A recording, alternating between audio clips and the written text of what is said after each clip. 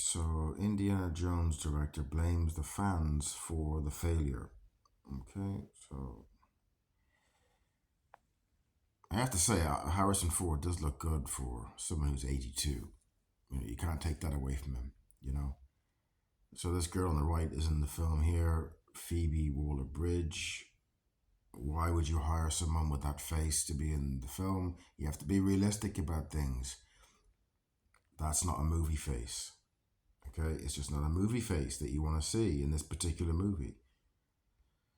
Disney's Indiana Jones and the Dial of Destiny director James Mangold blames fans for the movie's massive failure.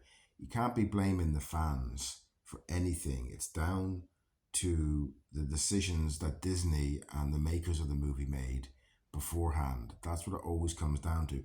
When you start blaming other people for what you've done, then you're not going to learn and develop and have better ideas for the next one. The flick is reported to have lost Disney at least 143 million and made Hollywood's annual bombs list. Right. What does James Mangold say about Indiana Jones? Now, a year and a half after the film's release, James Mangold offers it's the fans who are to blame, as Mangold feels no matter what they would have done, it wouldn't have made the fans happy. Well, that's not true. Here's something you could have done. You could have not had a feminist douchebag in the movie who looks ridiculous in the film, trying to take over the man's part in the movie. That would have been a very simple idea. And you know what? It wouldn't have took any CGI. All the money you spend on CGI. You should have had no CGI in the film, apart from maybe the first part when he was de-aged. But there would have been loads of different decisions that you could have made for the movie to make it better. That would have been one. Another one would have been to have Short Round as the sidekick. That would have been a brilliant idea to have had that. What was wrong with that idea? You have a wonderful, brilliant actor who is in his 80s. See, it's not really about him being older. You could have just adapted the film around his age in the right way to make it really good. And Short Round helping him as he's older, that would have been better because at least they had a connection. Short Round and Indiana Jones would have had a connection from the Temple of Doom, and that would have made it more credible and more. The fans would have. You're trying to tell me that you don't know what the fans or the people that like Indiana Jones like in the movies? Of course you know. But you just don't care because you have your agenda. Trying to make men women and women men. That's your little agenda. Trying to confuse the natural order. That's really what you're doing. And James Mangold has no choice in that, or else he's not going to be making the movie. All right. In his 80s, doesn't want to confront their hero at that age. I'm good with it. So he's good with him being older in the movie. We made the movie, but the question is, how would anything have made the audience happy? Well, you don't make a movie to make the audience happy. You try and make a good film based on what worked on the first three, and you're not doing that. Okay, like I said, there was loads of different decisions that you could have made, but you made the wrong decisions, and you keep making the same mistakes again and again and again in these new movies in the present time with feminist ideals and what people don't really want to see. Okay. Anyway, this girl was miscast in the film, and you know that, they know that. All right.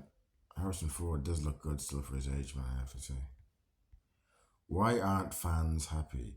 Regarding not making the fans happy, it's probably not because Indiana Jones is old or that the fans are old. It probably has to do with the fact that we're going to replace Indiana Jones with Phoebe Waller-Bridge's character. That's true. That's true. You can't do that. You know? It probably didn't help that the film underwent massive reshoots, and when Disney disputed Indiana Jones and the Dial of Destinies at the Cannes Film Festival, the film was received with a lukewarm reception from critics and those in attendance. Lucasfilm under Kathleen Kennedy already ruined Star Wars and Willow. How many chances do these people get, man? You know, you give me £3 million and I'll make a great film of the man who died. D.H. Lawrence is the man who died, but that'll never happen because you have to be in the in crowd. You know, they're not going to offer something like that to me to make films, even though that would be a brilliant idea because anyone that puts their own money into making a movie from driving a truck should be given the opportunity to make something bigger and see what they can do, because that would be interesting, right? That would be interesting to see if that, because it's not just a job to these people. Then it's just a job to these people. Oh yeah, we'll do that. Well, that's why all these films are nonsense nowadays. It's just a job. You know, it's just to pay the bills. No, you want people that really, really want to do what they're doing and will find ways of doing it the best that they can themselves with their own money, even. And you get this nonsense about, oh, it's an independent film. No, films what they call independent films are films that have a lower company doing it, but they're not independent. Independent is when I made the Man Who Died short film last year.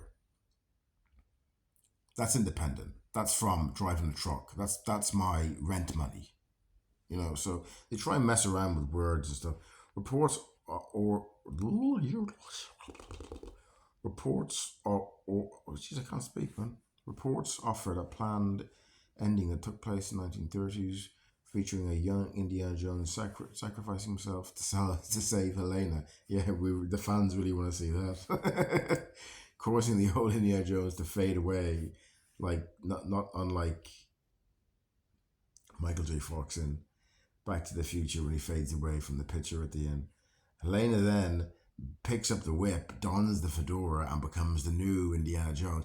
Yeah, you see, even having that as an idea shows how out of touch these filmmakers are with people that are watching these movies. Yeah, I really want to see that. I don't even want to read that, let alone see that on the screen, right? I mean, when I came on the movie, they had been playing with a bunch of different ideas. Yeah, a bunch of different ideas that wouldn't work. Why don't you stick with the ideas that will work? Okay, what they could have done for Indiana Jones is use short round in it, use no CGI in it, and made it in a way that was kind of like reminiscent of the last ones, but include his age. Okay, and passed on his skills to short round or some way like that, you know. But like the amount of money they put in for CGI and special effects, and a lot of the times they don't even need it, you know. Anyway, I don't even know if I want to continue reading with this nonsense. Disney's Indiana Jones and the Dial of Destiny brought in quite a bit then, you know, 383.9 million worldwide and starred Harrison Ford. You know, so anyway, man. But it cost a hell of a lot more than that. I don't know why they're making films like this, man. They could have saved so much money.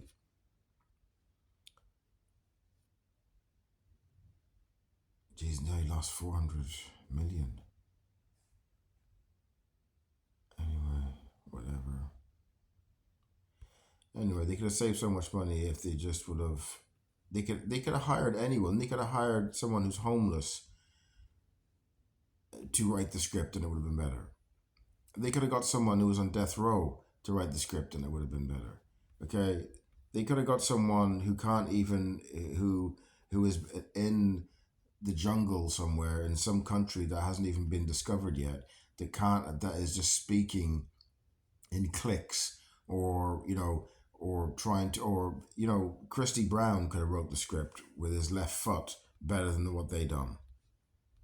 You know, well that's just a bad example, but I mean, he could have wrote it with his, someone could have used his foot, and he could have been homeless. Anything better than what they done. It's just ridiculous what they done. It's like they're intentionally sabotaging it themselves and finding out, oh, we came up with these great ideas. Really? Where are they? I didn't see any great ideas. I just seen stupid ideas. You know, based on women incorrectly thinking towards men that, oh, men are in charge and we've got to do something about it. What is wrong with you? Just be a woman and just leave it at that, will you? Why do you have to try and be a man? Just be a woman and then you're powerful. That's it. You want to pretend to be some neurotic man and then think that you're going to have strength. Well, the man who's neurotic doesn't have strength anyway. What are you on about? Anyway, what a disaster that movie was.